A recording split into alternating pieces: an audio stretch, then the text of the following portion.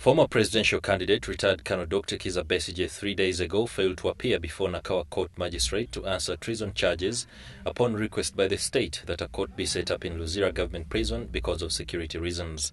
This request has attracted the attention of human rights activists and now retired Principal Judge Justice James Ogola, who says this is stamping on the accepted notions or statutes of the land, which might plunder the nation into actions of past leaders and turmoil.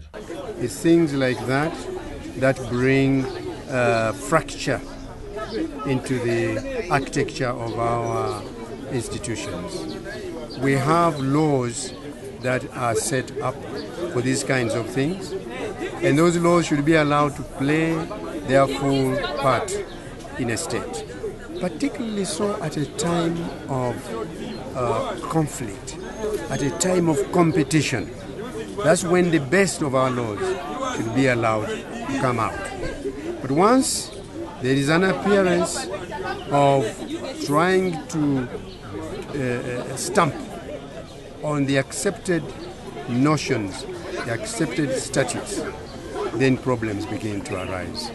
Little wonder, therefore, that in this post-election season, we are beginning to see lots of problems, which, in my view, could have been avoided by following the straight path, which is in accordance with the statutes and the laws and the regulations of the state. Challenging President Museveni to be magnanimous as a person who emerged victor in the February polls, the retired judge says since the state sought for redress in courts of law, they should leave the law to play its part. The litmus test for the winners is, are they going to be magnanimous to those who lost?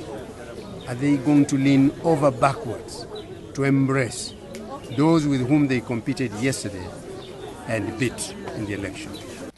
Ogola was last evening presiding over the pass-out of 80 servant leaders of third class of Uganda Youth Network, to which he also challenged members of the 10th Parliament to share the national burden by paying what is due to them rather than asking for tax exemptions.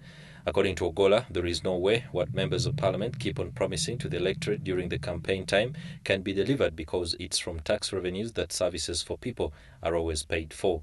To Ogola, leaders of the 10th Parliament should instead ask for their fair burden, since this will inspire them to ask for accountability. Because it's out of the tax revenues that services for the citizens are paid for. And therefore, as emphasizing the point that leaders should not ask how many exemptions from taxes they should have.